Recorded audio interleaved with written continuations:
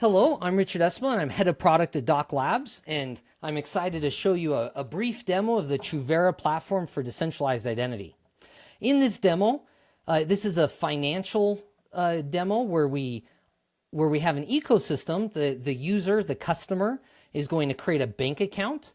That bank we call Quotient Credit Union, it's just any standard bank, and they're contracted with an identity provider so that they can identity proof their customers. That identity provider is Identity Clarity. And Identity Clarity runs an ecosystem for reusable credentials. So when the bank onboards their customer, they can give their customer an Identity Clarity credential that then works with any partner in the Clarity Partners ecosystem. Now this credential is going to be biometrically bound to the customer so that they can't be used by a friend or a coworker or a family member. It can only be used by the person that received it. And the biometric provider in this ecosystem is called For Sure. We just made these brands up. And we'll also show an additional credential from a credit bureau, a credit score credential. And after we've used this credential with the bank, we'll then use this credential to apply for an apartment with Urbanscape. And again, we just made up these brands.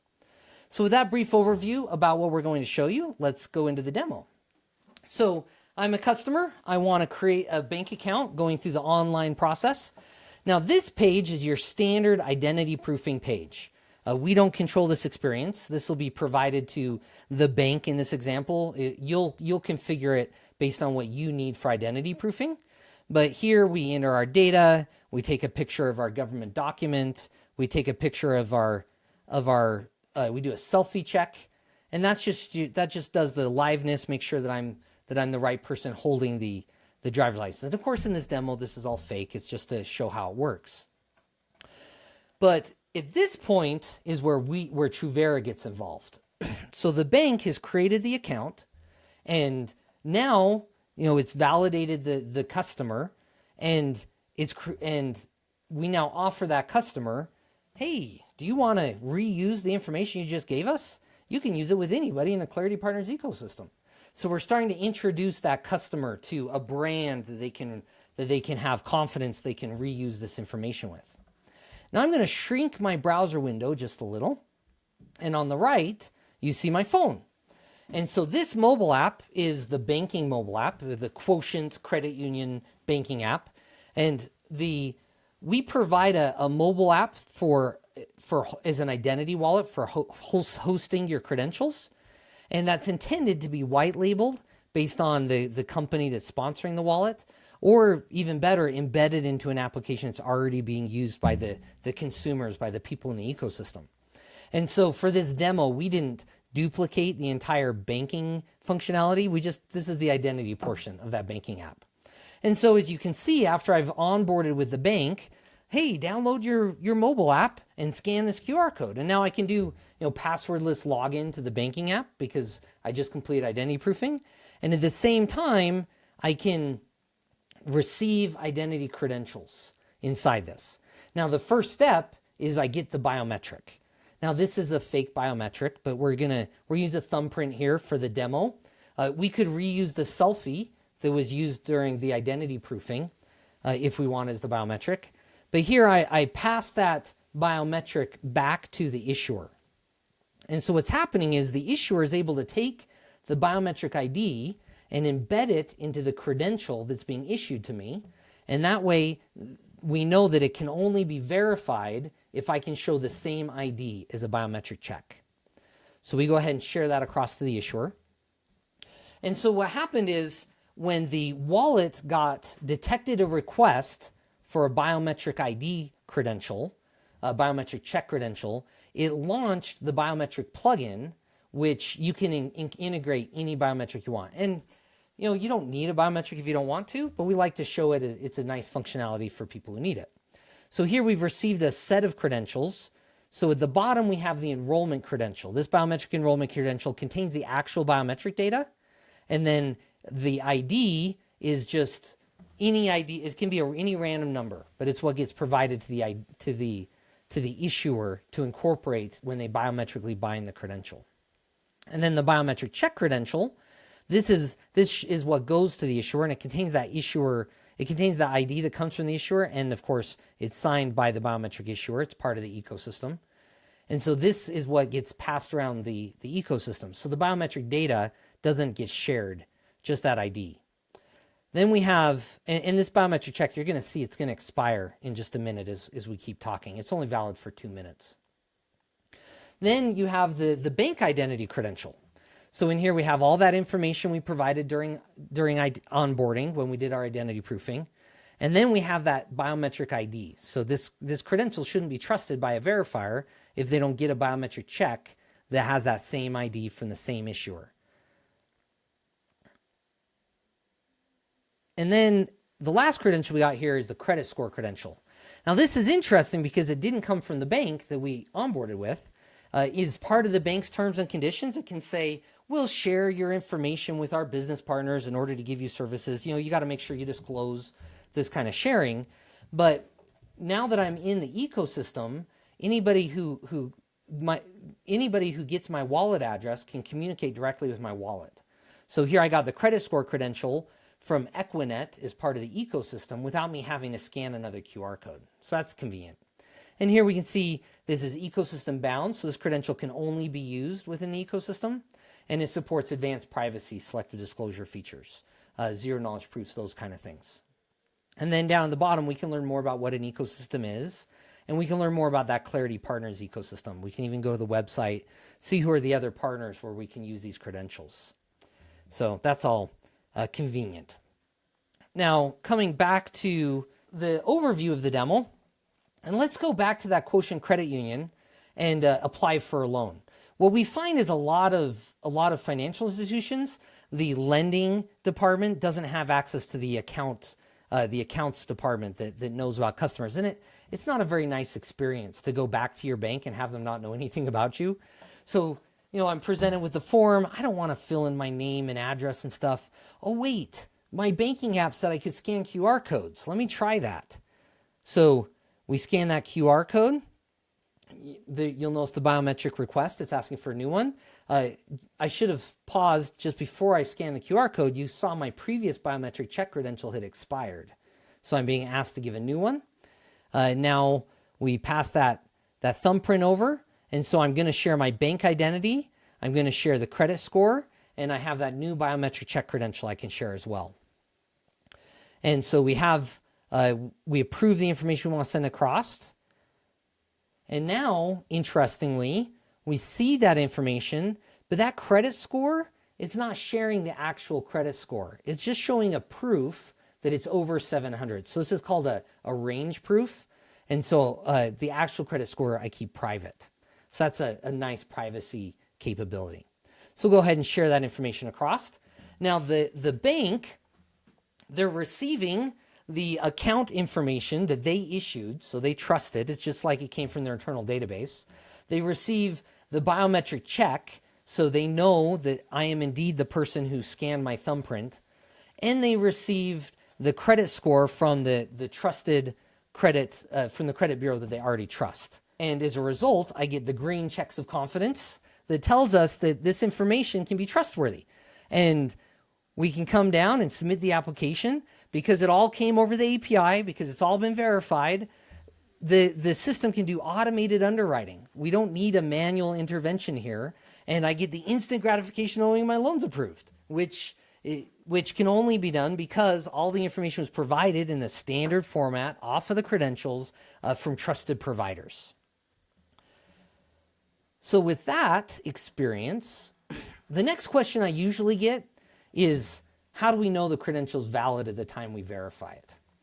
And so here we're going to come to the credit bureau. Now, this is a demo. Of course, we'll be automating lots of these experiences. But in order to show the process, we're going to pretend that we're an employee of the credit bureau and we're manually reviewing the history and we see that somebody's missed some loan payments. So we need to revoke their credits. We need to revoke their credit score. We need to give them a lower credit score. So as soon as that button gets pressed, the credit score credential that was in our wallet is no longer valid. It can't be verified anymore because the verifier is going to check and see that the credit score that credential is not valid on the public status. Now we do that in a privacy preserving way. You can't find the status of a credential unless you're verifying it. Now we pushed out a new credential to replace it. So here's that new credential pushed directly to my wallet. So revoking the old one and refreshing it with a replacement credential. And this can all be automated. We of course don't have to do this manually by pressing a button in the UI. But it shows up here in our wallet and we're able to share this new credential. The old credential, it takes about 1 to 2 minutes for the wallet to refresh and update. We're going to see that happen in just a minute. But it's instantly not verifiable, not usable during verification. See, now it shows as revoked. Incidentally, you can see here that biometric check credential we shared last time, that's now expired too, because we talked for a couple of minutes. Okay, so that's the revocation process. Now the last step, let's show using this credential with somebody different than the issuer, different than the credit bureau. So here we're going to apply for an apartment, and we want to use that bank identity to apply for apartment. Because now I've used it a couple times. I see that same Clarity Partners brand. Oh, I've seen that. That's my Quotient wallet can do that. So let's scan that let's scan that QR code. And again, I need to share a fresh biometric check proving that I'm still in possession of my device. And we share that across and along with my bank identity. Now, again, in real life, you're probably going to ask for minimal information.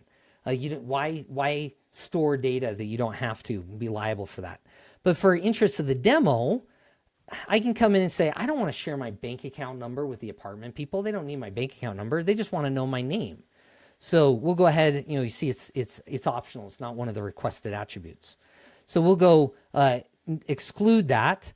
And this is what's called selective disclosure. I don't need a new credential to be issued that doesn't have that account number. I can just withhold it and the encryption still works. So here we approve the information going across. And now the apartment, they get my information directly from the bank. They know that I'm a bank customer. And again, I'll end up with the green check marks of confidence. And the apartment can give me that instant gratification of knowing that I've been approved without having to go through manual processes. Now that I've shown you the experience that the consumer is going to have as they interact with these credentials and with their wallet, let me show you how to build a system like this. So I will maximize my browser and come over to the Truvera workspace. This is an administration console that allows a developer, a solution designer, to create a credential-based solution. Now, the first step is to create the organization profiles for each of the participants in your ecosystem. So here you can see the issuers and the verifiers that we were interacting with, the credit union, the apartment rental, the credit bureau, and the biometric, as well as the IDV provider. And this is all part of that sales demo team that we built for that front end example I was showing you. Next, we're going to design the schemas that we're going to use. So here we can see that bank identity schema. And we can see all the attributes. We can see which ones are, what the formats are. Now, designing a schema is very straightforward. It's all done in the user interface. It's all point and click. And you'll find everything in the workspace. We've tried to make it very simple and visual because that's how you learn how to build a solution. But we can also, anything you're seeing here can be done over the API. So you get the API key here in the developer area. And then you can come in over the REST API and create schemas that way as well if you choose. Once we've created our schemas, then we can issue a credential. And similarly, we can do it over the API, but we can also do it manually here in the interface, which is very convenient for testing, for proofs of concept, for validating that how the solution should work before we assign a developer. So here we're going to pick a schema that we want to do. We can do that bank identity schema again. We find with a lot of our credentials that people like to be able to attach a PDF certificate to make it visual for the holder, for the consumer that receives the credential. Of course, we don't need that for a bank identity, so we're going to continue without the design. And now in here we can see you can select the credential standards you want to support. We have IATIS credentials that are currently in testing. You can see the different capabilities of each credential format. You can select who's going to be the issuer for the credential. And we could import this as a spreadsheet to do a batch in a manual way, or we can do one at a time. We can send it directly to their email. We can send it to the wallet. And here down at the bottom is where we track that expiration. Then once we've issued credentials, now we can set up the verification template. So this is what information we're gonna request. And so we're gonna come down here. Let's show you that loan verification. So in here we have the purpose for doing the request. This is what shows up in the mobile wallet. We can expire the request even sooner than the credential would be expired if we chose. We can specify who the verifier is. And then we list the information we require and the other information that might be useful, the different credentials. So you can request for multiple credentials in a single presentation request with a single verification template. And down here we see the cost that we would have to pay as a verifier if we pulled all these credentials from the ecosystem. Now we tie together all these pieces into an ecosystem. So here in the ecosystem view, we can see the different participants that we've invited. Each of these participants, we assign a role. So the bank, they can issue the bank credential, but they can't issue the biometric credential. They can only verify that. They can't issue the credit score credential. They only verify that. And of course, if anybody is not following the rules of the ecosystem, you can kick them out or you can suspend their participation. So you can enforce your ecosystem norms. So this ecosystem is being managed by that IDV partner, by Clarity, and they're the ones that are specifying what the rules are and managing who's in the ecosystem. Here we set up the different schemas, and we've attached a price to each of these schemas. And so this price, once a credential has a price, it's locked to the ecosystem, and it can't be verified outside of the members of the ecosystem, which is very nice because that allows you to, because we've restricted this to the ecosystem, it allows you to ensure that it can only be verified by somebody that you have a billing relationship with.